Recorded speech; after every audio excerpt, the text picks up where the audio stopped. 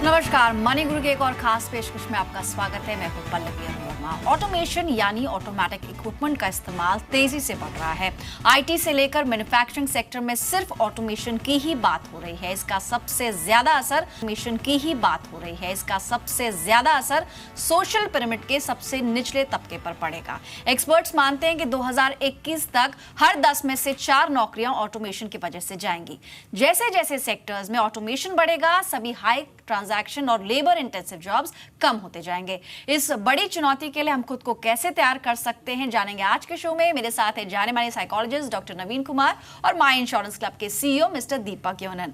आप दोनों का ही बहुत बहुत स्वागत है। सबसे पहले तो डॉक्टर नवीन, आप बताइए कि जॉब ऑटोमेशन ये एक सच्चाई है जिसे हम धीरे धीरे एक्सेप्ट भी करेंगे और अडेप्ट भी करेंगे, लेकिन सबसे बड़ी प्रॉब्लम यह है कि लॉन्ग रन में इसके लिए हम कितने तैयार हैं। तो अभी स्थिति कैसी दिखती है आपको?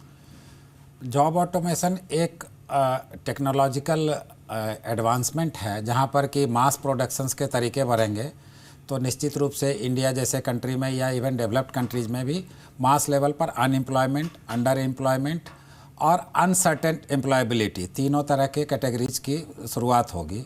और इनका एक तो एकदम इमीडिएट होगा कि लोग अपने आप को स्टेबिलिटी के से इनस्टेबिलिटी की तरफ बढ़ जाएंगे। दूसरा, उनके दिमाग में एक अनसर्टेनिटी का वातावरण बनेगा, तो स्टेजेज में इसका असर भी दिखेगा। और कई लोग ऐसा भी हो सकता है कि जो जैसा लेबर इंटेंसिव जैसे कंस्ट्रक्शन सेक्टर हो या मैन्युफैक्चरिंग सेक्टर हो या इवन आईटी कंपनीज में जैसी आप बात कर रहे हैं, आईटी कंपनीज में भी जो एजुकेटेड लॉट के जो इंजीनियर्स हैं उनकी भी ज़रूरत कम होती जाएगी। और एकाएक यदि कोई अल्टरनेट प्लान उनके पास नहीं, अल्टरनेट ऑप्शन नहीं, अल्टरनेट अपॉर्चुनिटी नहीं हो, तो अनएम्प्लॉयमेंट के जो इफ़ेक्ट्स हैं, साइड इफ़ेक्ट्स, उससे वो ग्रसित हो सकते हैं। इनफैक्ट दीपक, प्राइस वाटरहाउस कूपर्स की एक स्टडी भी है, ये बिल्कुल रीसेंट स्टडी है, और उसमें कहा गया कि अगले 15 साल में यूएस में लगभग 40% नौकरियां ऑटोमेशन की वजह से जाएंगी। हालांकि इसमें और देशों के भी आंकड़े हैं, लेकिन सबसे ज़्यादा असर अमेरिका पर ही दिख रहा है क्योंकि वहाँ पर टेक्नोलॉजी सबसे ज़्यादा एडवांस्ड मानी जाती है। लेकिन क्योंकि ये ग्लोबलाइजेशन का दौर है और अगर कुछ भी अमेरिका में या यूके में होता है तो इंडिया इससे अछूता तो नहीं रहेगा। तो इस बड़े चैलेंज के लिए कितने तैयार हैं हम, और इंश्योरेंस सेक्टर की या इंश्योरेंस कंपनियों की कितनी बड़ी भूमिका इसमें हो सकती है? तो एक तो मैं उतना वरीड नहीं हूँ जितना ये स्टैटिस्टिक्स डिस्प्ले करते हैं, प्राइमरली क्योंकि ऑटोमेशन ये सेंचुरी से होता चला आ रहा है, ये कोई नया चीज नहीं है। डिपेंड करता है कि आप किस तरह से अडेप्ट करो नए चेंजेस की तरफ या इनोवेशंस की तरफ। जैसे उदाहरण लीजिए, 15-20 साल पहले इंडिया में जब आईटी रेवोल्यूशन आया, हम लोग we were not prepared at all, but suddenly एक जनरेशन आया जो कंप्लीटली सॉफ्टवेयर सर्विसेज के लिए इक्विप्ड थे। एंड क्योंकि हम चीप ऑप्शन थे तो काफी ज्यादा बेनिफिट हुआ, और एक कंप्लीट जनरेशन उसके कारण बहुत ही हाई इनकम और स्टैंडर्ड ऑफ लिविंग सब कुछ इम्प्रूव हो चुका है। इंडिया का इकोनॉमी ऑल्सो इसके कारण इकोनॉमी को भी काफी फायदा हुआ है। तो मेरे हिसाब से इनोवेशंस आएंगे, ऑटोमेशंस भी आएंगे, उसके साथ अपॉर्चुनिटीज भी आएंगे। तो I don't think it is a problem तभी है अगर हम अडेप्ट नहीं कर पाए और हमारे पास वो स्किल सेट्स ही नहीं है जो उस वक्त पे चाहिए, तब प्रॉब्लम हो सकता है। तो सिर्फ इंश्योरेंस जी दीपक, स्किल्स की आपने बात की, लेकिन जहां तक बात है सॉफ्ट स्किल्स की, उसे शायद मशीन्स रिप्लेस ना कर पाएं। डॉक्टर नवीन, ऐसे में जहां तक हम इन आंकड़ों की बात कर रहे हैं, हालांकि ये यूएस के पर्सपेक्टिव में ज़्यादा है, लेकिन फिर भी अगर देखा जाए तो पीडब्ल्यूसी की रिपोर्ट कहती है कि रोबोटिक्स के चलते यूके में भी 30% तक का जॉब कट देखने को मिल सकता है। जर्मनी और बाकी जो देश है वहाँ पर भी इस तरह का कट देखने को मिल सकता है। जर्मनी में भी कह सकते हैं 35% नौकरियाँ चली जाएंगी ऑटोमेशन की वजह से। और जहां तक बात है जापान की, जो टेक्नोलॉजी में काफी एडवांस देश माना जाता है, वहां पर भी 21% नौकरियां कम हो जाएंगी। और अगर हम भारत में ही देखें तो पिछले 5 साल में अगर 1500 नौकरियां थी और अभी शायद 500 नौकरियां रह गई। ये कुछ आंकड़े जो कहीं रिपोर्ट्स में छपे हैं, लेकिन अभी मौजूदा स्थिति अभी शायद उतना हमें ये बड़ा चैलेंज नहीं लग रहा है। लेकिन अगर हम अगले 10 साल 15 साल की पिक्चर की बात करें तो जो सबसे निचला तबका है उसको बहुत ज्यादा कह सकते हैं ज्यादा नेगेटिव इंपैक्ट वहीं आते हुए दिखेगा। क्या ऐसा ही लग रहा है आपको? नहीं, मुझे निश्चित रूप से लग रहा है, जो हमारे दूसरे एक्सपर्ट हैं उनकी अपनी राय होगी, लेकिन मुझे लगता है कि आप देखें जिस तरह से ऑटोमेटन के दौर में हम जब आएंगे तो जो इनफॉर्मल सेक्टर्स के लेबरर्स हैं, खास करके जो रियलिटी सेक्टर्स में, रोड्स पे, मकानों में जो काम कर रहे हैं, या आपके घरों में जो अपने जीविकोपार्जन के लिए सफाई का काम करें, तो ऐसे चीज़ों में जहाँ भी ऑटोमेशन का दौर बढ़ेगा तो उनको ज़्यादा ऑब्जेक्टिविटी से, जैसे ही अल्टरनेटिव मिलेगा, जैसे कोई कार वाले से आप अपनी सुविधा लेते हैं और आपको बहुत आसानी से कम पैसे में यदि मिलेगा, तो आप देखेंगे एकाएक कई लाख जो कार ड्राइवर्स हैं, जो परफेक्टली ट्रेंड शायद नहीं भी हों, पर उनके जीविकोपार्जन का एकमात्र, और इंडिया में यदि वो समझ पाएँ हम लोग, तो इनफॉर्मल सेक्टर्स में बहुत ज़्यादा लोग इंगेज्ड हैं। दूसरी बात, आप यदि अमेरिका की बात करें तो एक फुकुयामा करके थिंकर थे जिन्होंने कहा कि एक डेमोक्रेटिक कैपिटलिज्म का दौर है, और इंडियन का सिलिकॉन वैली का 30 से 40% हिस्सा इंडिया के ही इंजीनियर्स वहाँ के पार्ट हैं। तो आप इसको इंडिया अछूता रह जाएगा ऐसा नहीं मान सकते, पर ये सिलिकॉन वैली तक ही सीमित नहीं है। और मॉडर्निटी और टेक्नोलॉजिकल एडवांसमेंट कुछ फिजिकल कंडीशंस को निश्चित रूप से बेहतर बनाता है, इसको कोई डिनाई नहीं कर सकता, परंतु साथ साथ साइकोलॉजिकल सपोर्ट सिस्टम, क्या मॉडर्निटी हमेशा अपने साइकोलॉजिकल सपोर्ट सिस्टम्स को भी उतनी ही अच्छे तरीके से इमेंसिपेटरी अप्रोच से बढ़ा पाता है, जो कि इनलाइटनमेंट की तरफ बढ़ता हो, जहां इक्विलिटेरियन ग्रोथ होता हो, जहां पर हर एक तबके का अक्रॉस द सेक्टर्स लोग, आप देखें तो आप पूरे वर्ल्ड ओवर कॉन्ट्रेक्चुअलाइजेशन ऑफ जॉब की तरफ बढ़ रहा है। दूसरी तरफ है कि आप कुछ लोग ओवर स्किल्ड हैं पर वो बहुत अंडर एम्प्लॉयड है। फिर उसके बाद day to day basis of uncertainty, आप 10 साल से कहीं काम कर रहे हैं, आपको एकाएक पता चलता है कि मेरी नौकरी कल से नहीं रहेगी, और आपको एक कारण भी नहीं पता चलेगा कि मुझे किस कारण से। तो इसलिए जो भी कारण हो, आप देखेंगे कॉन्ट्रेक्चुअलाइजेशन की तरफ, क्योंकि जॉब सर्टेनिटी और जॉब गारंटी या वर्क आइडेंटिटी किसी भी आदमी का सेल्फ आइडेंटिटी और उसके हैप्पीनेस इंडेक्स का बहुत इंपॉर्टेंट पैरामीटर होता है, जो कि इंडिया के केस में मेजॉरिटी को आप देखेंगे तो जो इनफॉर्मल सेक्टर में लाखों करोड़ों लोग हैं, जिनको एक तरह से आप देखेंगे तो उनके लिए लगेगा कि जीवन में अब क्या करना है। तो कई तरह के साइकोलॉजिकल कॉन्सिक्वेंसेस जैसे एंजाइटी, डिप्रेशन, और जब 1930s की डिप्रेशन की बात होती है अमेरिका जैसे सोसाइटी में, तो हमको लगता है जब इंडस्ट्रियलाइजेशन के पैरामीटर्स को हमने भी अडॉप्ट किया है, परंतु यदि काउंटर मैकेनिज्म्स आप नहीं तैयार करें तो एक और थिंकर है। किस तरह की तैयारी की जा सकती है? जैसा आप कह रहे हैं डॉक्टर नवीन कि जो इलिटरेट या फिर जो सेमी लिटरेट फोर्स है उन पर सबसे ज्यादा इसका इम्पैक्ट दिखेगा, लेकिन इसकी तैयारी कैसे की जाए? क्या स्किल डेवलपमेंट पर ज्यादा फोकस हो? क्योंकि जहां तक कंपनीज की बात है उनका फोकस शिफ्ट हो रहा है ऑटोमेशन की तरफ, और उसके पीछे कारण ये है कि वो कॉस्ट कम करना चाहते हैं, अपनी लागत को कम करने के लिए वो टेक्नोलॉजी को अडॉप्ट कर रहे हैं। अभी शायद ये इतना चैलेंजिंग नहीं समझ में आ रहा, लेकिन ओवर द ईयर्स जैसे कि कुछ रिसर्च पेपर्स भी आ रहे हैं, स्टडीज इस पर हो रही हैं, तो अगले 15 से 20 साल काफी चैलेंजिंग रह सकते हैं। क्या तैयारी हो सकती है इसकी? देखिए, कैपिटलिज्म का एक बेसिक थियरी है प्रॉफिट मैक्सिमाइजेशन, उसको सोशल चैरिटी, वेलफेयर और लार्जर पब्लिक इंटरेस्ट में काम करने की परंपरा थोड़ा आप देखेंगे तो कम है। तो जहाँ तक देखेंगे, मैं ऐसा नहीं कि एंटी टेक्नोलॉजी हूँ, पर टेक्नोलॉजी का एक ब्राइट एस्पेक्ट होता है और एक डार्क एस्पेक्ट होता है। जैसे पहले सनराइज होता था, सनसेट होता था, लेकिन इलेक्ट्रिसिटी के आने से, टेलीफोन के आने से तो 24/7 काम होने लगा, लेकिन वो उस 24/7 में भी उस चमक के पीछे एक डार्कनेस था, इन द सेंस कि आप देखें कुछ लेबरर्स और कई सारे टेंस मूवमेंट भी हुए जिसके कारण मार्क्सिज्म का उदय हुआ। कई सारे ऐसे आप देखेंगे कि जहाँ की एम्प्लॉयर्स और लेबरर्स के बीच में काफ़ी बहुत हारमोनियस रिलेशनशिप नहीं रह पाया। तो इंडिया जैसे देश में जहाँ की एक large number of persons informal sector में हैं और जहाँ पर भी प्राइवेट सेक्टर में भी हैं, तो गवर्नमेंट के पास तो बहुत सीमित नौकरियाँ हैं। और गवर्नमेंट में भी देखें, जैसे मैं दिल्ली यूनिवर्सिटी की बात कर सकता हूँ, वहाँ भी एडहॉकिज्म है, कुछ लोग को नौकरी है भी नहीं भी है। तो लंबे समय तक यदि एडहॉकिज्म है, और इसके लिए एक अल्टरनेट अरेंजमेंट ओवरनाइट नहीं हो सकता। यदि आप नेचुरल अपने ट्रेडिशनल रिसोर्सेज की तरफ बढ़ें, जैसे आप कोई गाँव का आदमी है, जैसे वो रूरल सेट से अर्बन सेट में माइग्रेट कर गया, तो इकोनॉमिक उसके एस्पेक्ट्स तो पूरे होने लगे, लेकिन अर्बन सेट्स के साथ साथ उसका कल्चरल ट्रांसफॉर्मेशन नहीं हो पाया। तो आप देखेंगे रूरल सेक्टर, खास कर एग्रीकल्चरल सेक्टर को यदि आप बढ़ावा दें, अपने नेचुरल क्लाइमेट को, नेचुरल, जैसे आप टेक्नोलॉजी का एक मेजर डिटरेंट है या मेजर डिसएडवांटेज है कि कई तरह के पॉल्यूशंस को देखें या ओजोन लेयर को देखें या ग्लोबल वार्मिंग को देखें, तो कई तरह के इल्स को लेकर भी है। उसी तरह से फैमिलीज़ के लेवल पर, सोशल रिलेशनशिप्स के लेवल पर और कम्युनिटी के लेवल पर भी, जैसे देखें कम्युनिटी मतलब सिविलाइजेशन एंड मैडनेस, एक फूको का कॉन्सेप्ट था जिसमें बोलता है कि सिविलाइजेशन कहीं न कहीं किसी तरह के मैडनेस को भी साथ साथ को एग्जिस्ट कर सकता है। इसलिए मॉडर्निटी हमेशा पॉजिटिव होगा, इमेंसिपेटरी होगा, ऐसा देखने को नहीं मिलता है। और इंडिया जैसे कंट्री में जहां इतने सारे लोग अंडर एम्प्लॉयड हैं, अनएम्प्लॉयड हैं, हमको और संभल के और पूरे लॉन्ग टर्म जैसे स्किल डेवलपमेंट एक हिस्सा हो सकता है। और ऐसे में जॉब लॉस इंश्योरेंस ये एक कॉन्सेप्ट है जो अभी भारत में बिल्कुल नया है, लाइव स्टेज पर है, लेकिन धीरे धीरे कैचअप कर रहा है। और अगर इस चीज के लिए हम अपने आप को तैयार भी करना चाहें तो शायद इससे थोड़ी मदद मिल सकती है। दीपक, जहां तक इनकम इंश्योरेंस की जरूरत है, बहुत कम कंपनीज हैं जो इस तरह के प्लान्स ऑफर कर रही हैं।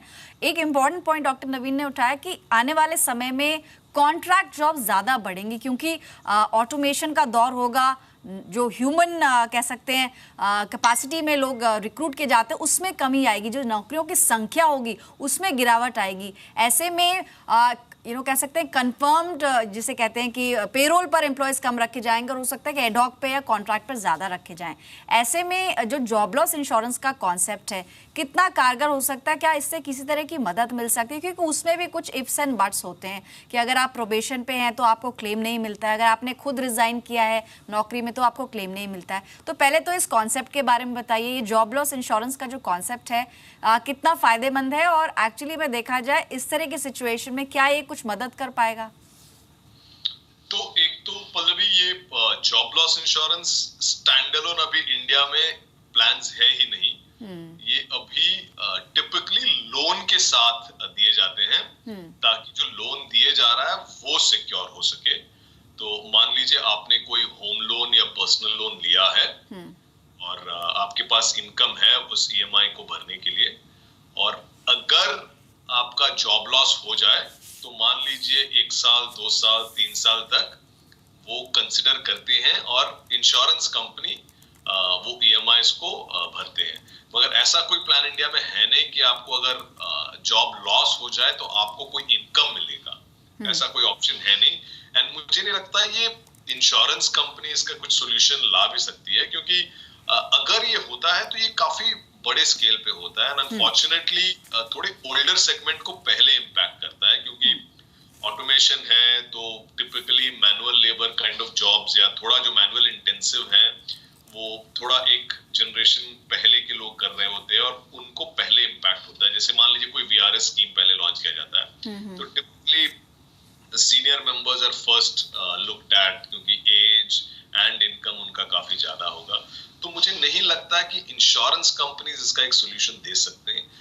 टेम्पररली यस, रिलीफ हो सकता है कि आपका अगर कोई लायबिलिटी है, इंश्योरेंस अगर आपने लिया है, होम लोन लिया है, पर्सनल लोन लिया है और आपके पास कोई job loss all of a sudden हो जाए जो आपने नहीं क्रिएट किया है, तो for a certain period insurance company can come in. But मुझे नहीं लगता ये कोई long term solution insurance company provide कर सकती है इसमें। राइट। अभी जो स्थिति है उसमें ये एड ऑन के तौर पर लिया जा सकता है जॉब लॉस इंश्योरेंस। हालांकि जब भी आप किसी नौकरी में होते हैं और आपकी फैमिली में आप ही केवल ब्रेड अर्नर हैं तो ये कोई भी एक्सपर्ट आपको रेकमेंड करेगा कि आप ज़रूर एक टर्म प्लान खरीदिए। But besides that health insurance और क्रिटिकल इलनेस इंश्योरेंस की अपनी अहमियत है, अपनी इंपॉर्टेंस है। जहाँ तक जॉब लॉस इंश्योरेंस की बात है, इसमें दीपक एक बात है, जैसे कि मैंने शुरू में भी कहा कि यहाँ पर काफ़ी सारे कह सकते हैं कि थोड़े से हर्डल्स हैं इसमें। अगर नौकरी से आपको निकाला जाता है तो क्लेम मिलेगा, लेकिन अगर कंपनी आपको ये कहकर निकालती है कि आपका परफॉर्मेंस अच्छा नहीं है तो आपको किसी भी तरह का क्लेम नहीं मिलेगा। तो ये आपको लगता है थोड़ा मार्केटिंग गिमिक है या फिर एक्चुअली में after may be next 5 years या 10 years में कुछ ऐसे कस्टमाइज प्लान्स आ पाएंगे जिससे कुछ तो बेनिफिट कस्टमर्स को या जो पॉलिसी होल्डर्स उनको मिल पाएगा?